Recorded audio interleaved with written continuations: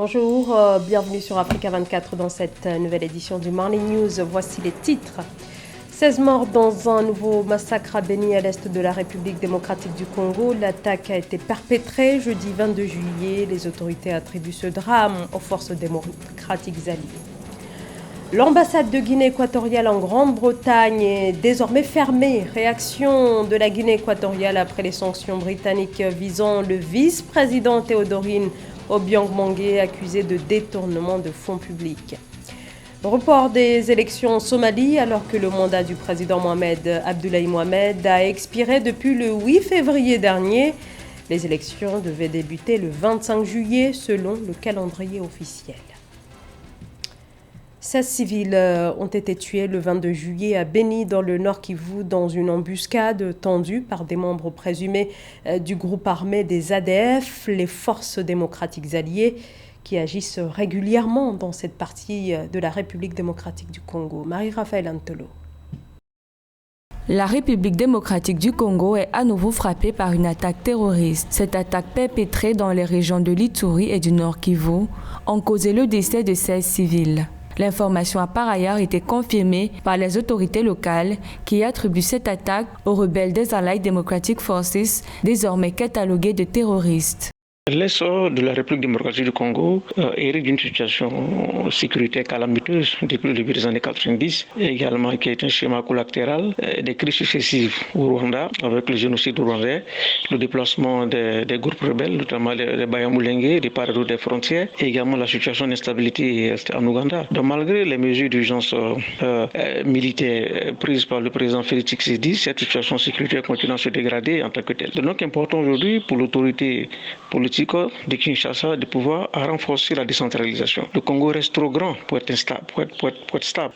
La taille du Congo constitue véritablement un obstacle réel pour la stabilisation de ce pays-là. Cette attaque dans l'est de la République démocratique du Congo, qui s'est produite le 22 juillet 2021, a eu lieu à 40 km de la ville de Beni, située dans le Nord Kivu, selon les témoins oculaires. D'après la source, les assaillants ont tendu une embuscade à un véhicule civil en provenance de Chani qui se dirigeait vers la cité d'Ocha. Ces civils ont par ailleurs été tués à coups de machette et par balles, selon le maire de la cité d'Ochaï. Si le Congo veut réussir sa stabilisation pacifique, il faut alors réunir tous ces différents acteurs régionaux dans le cadre d'un plan de sortie des crises durable en tant que tel. Il faut renforcer à travers un transfert de pouvoirs aux élus locaux dans le cadre alors de gouvernorats militaires qui pourront renforcer davantage la sécurisation de certaines régions qui sont très loin de la capitale de Kinshasa en tant que tel. Si le Congo parvient alors à réussir sa politique de décentralisation, ça serait une avancée réelle dans la stabilisation. De l'avis des observateurs, cette attaque vient rappeler l'instabilité sécuritaire qui règne dans cette région du pays depuis de nombreuses années. Toutefois, depuis le mois de mai, les régions de l'Ituri et du Nord Kivu sont sous état de siège décrété par le chef de l'État afin de lutter contre l'insécurité. Malgré cette première mesure, les violences se poursuivent dans la région.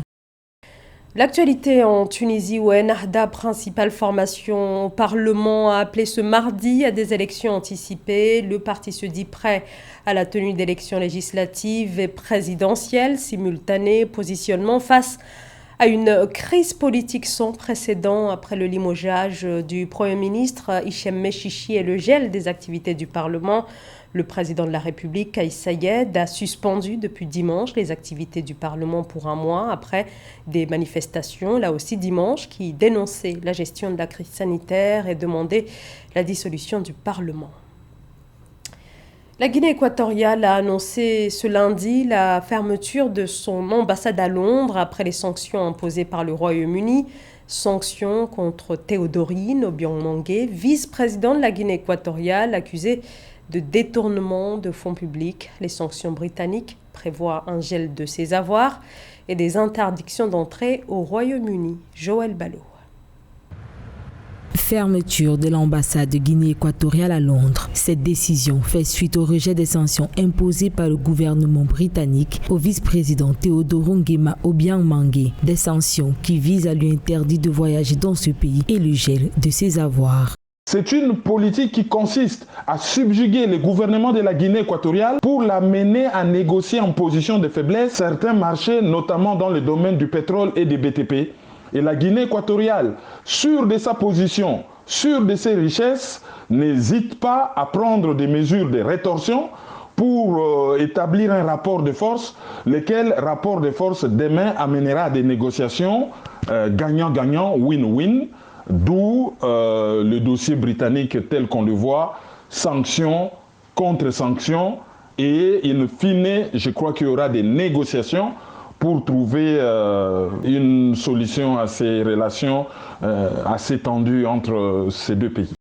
Selon les autorités britanniques, le vice-président équato-guinéen est accusé de détournement de fonds publics et de pots de vin, lui ayant permis de financer son somptueux train de vie. En raison de ces accusations, des sanctions lui ont été imposées par le gouvernement du Royaume-Uni, de Grande-Bretagne et d'Irlande du Nord. Des sanctions jugées unilatérales et illégales par les autorités équato-guinéennes qui ont donc repliqué par la fermeture totale de la mission diplomatique de Londres. La première décision que le gouvernement a adoptée est de procéder à la fermeture totale de notre mission diplomatique à Londres. Nous n'admettons pas d'ingérence dans les affaires internes de notre pays. Selon la presse équato-guinéenne, ces mesures ont été prises dans le cadre d'un régime de sanctions anticorruption qui avait déjà permis de punir en avril 22 particuliers de 6 pays différents, dont la Russie. Pour les autorités équato-guinéennes, ces sanctions sont juridiquement infondées et le mieux à faire serait de les lever dans les plus brefs délais.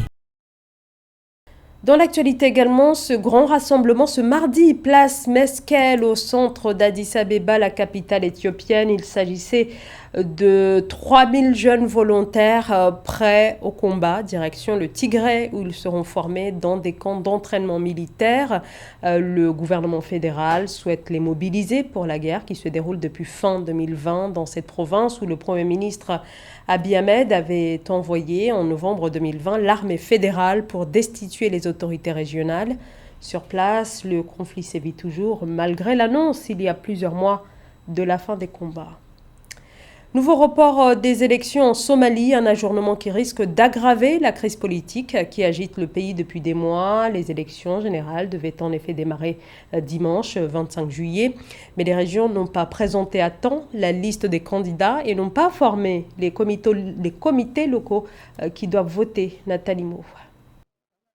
Le rendez-vous électoral du 25 juillet 2021 en Somalie n'a pas eu lieu. Les élections législatives qui devaient réconcilier le peuple somalien avec les urnes ont été reportées. La raison évoquée est celle de l'impréparation des États fédérés. Les régions fédérales n'étaient pas en mesure de soumettre les listes de candidats à temps ni de former les comités d'agents électoraux locaux, ont indiqué des sources gouvernementales. Ce report s'explique par une crise de confiance entre les formations politiques d'une part et l'organisme en charge de l'organisation des élections d'autre part. Dans les faits, il y a une absence de consensus dans le choix des membres de ces comités locaux d'agents fédéraux, ce qui à terme pourrait causer une crise de légitimité des personnalités élues si les élections venaient à se tenir dans les conditions actuelles. Concernant les insuffisances liées à la soumission des listes des candidats, celles-ci s'expliquent d'une part par les luttes politiques intestines au sein des formations politiques qui rendent le choix des candidats difficile, et d'autre part, ces insuffisances s'expliquent par la très forte tribalité qui caractérise la société somalienne, avec pour effet le désir pour chaque clan de contrôler les ressources du pouvoir.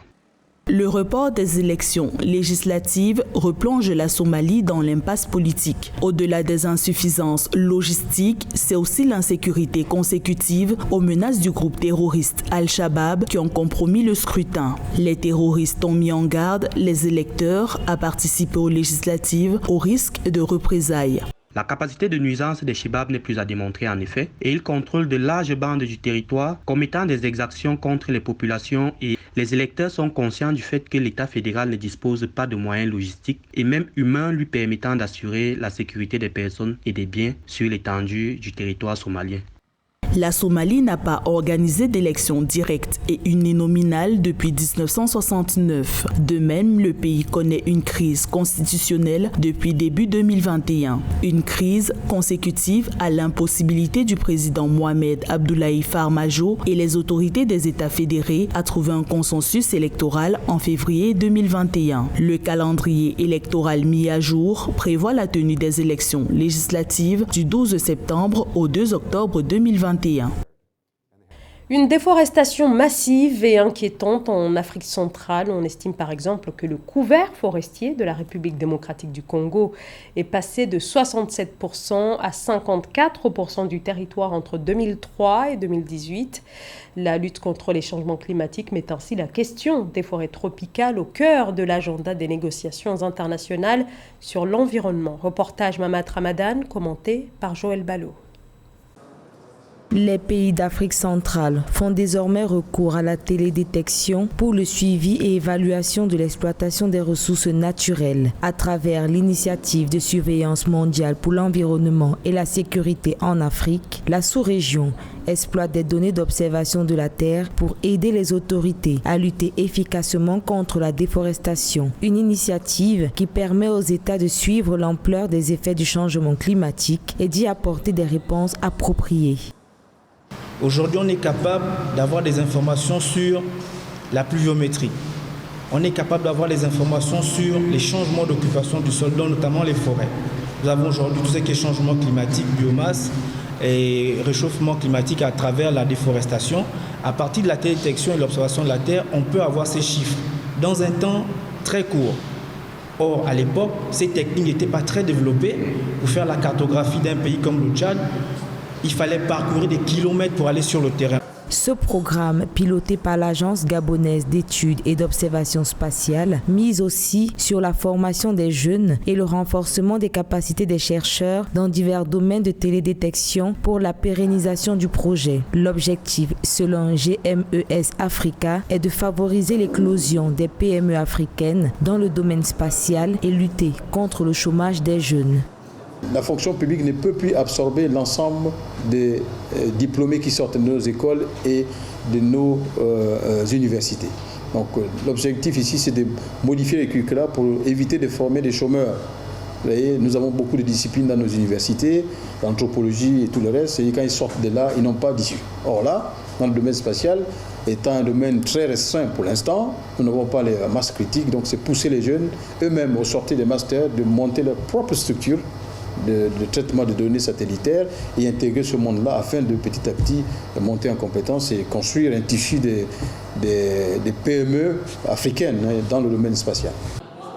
L'initiative Surveillance mondiale pour l'environnement et la sécurité en Afrique est la cristallisation d'une coopération de longue date entre l'Afrique et l'Europe dans le domaine des sciences et technologies spatiales. En partenariat avec l'université de Moundou au Tchad, le programme a élaboré un curricula de formation des jeunes africains dans le domaine spatial.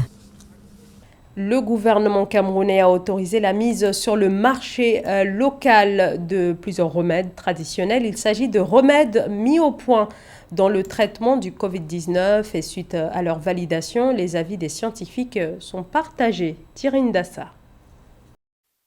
4 médicaments issus de la pharmacopée camerounaise ont été homologués le 8 juillet 2021 par le ministère camerounais de la Santé. Ces médicaments, qui seront commercialisés sur une durée de 3 ans, viennent en appui au traitement de la Covid-19. Dans le milieu de la médecine dite traditionnelle, cette reconnaissance du savoir-faire local par les autorités sanitaires ne semble pas susciter d'euphorie. On n'a pas homologué cela comme étant des médicaments, plutôt comme étant des adjuvants. Donc, le saluer, ça voudrait dire qu'on ne reconnaît pas déjà cela comme étant des entités thérapeutiques. Pourtant, chacun d'eux essaye de démontrer que la prise unique de leur thérapie, le suivi unique de leur thérapie a pu conduire à ce que l'équilibre soit rétabli, à ce que les personnes souffrantes de la Covid-19 puissent retrouver la santé. Donc, ça fait que ça ne vient pas ici comme étant un bras tendu, c'est en quelque peu une insulte à tout le travail qu'ils ont mené en amont. Loin des hôpitaux et autres formations sanitaires, la médecine traditionnelle continue de faire son chemin. De plus en plus, dans les rues des grandes villes camerounaises, l'on observe une montée significative du commerce entièrement dédié à la médecine locale. Sur les étals, dans les marchés, ces commerçants naturopathes proposent des produits d'origine animale, minérale ou végétale, issus de la nature et qui servent non seulement à la guérison, mais aussi à l'alimentation. La médecine moderne n'est pas complètement négative. La seule chose que nous demandons, c'est que la médecine naturelle doit prendre le pivot. Et la médecine moderne doit s'arrimer, car les bases sont faussées. Reconnu comme l'un des 3 sous-secteurs du système de santé camerounais, la médecine traditionnelle a une place certaine dans la prise en charge des pathologies. Les produits récemment homologués laissent entrevoir un avenir plus serein pour cette médecine considérée comme soutien aux thérapies médicales conventionnelles. C'est la fin de ce journal. Merci de nous avoir suivis. Dans un instant, une nouvelle édition de l'actualité sur Africa 24.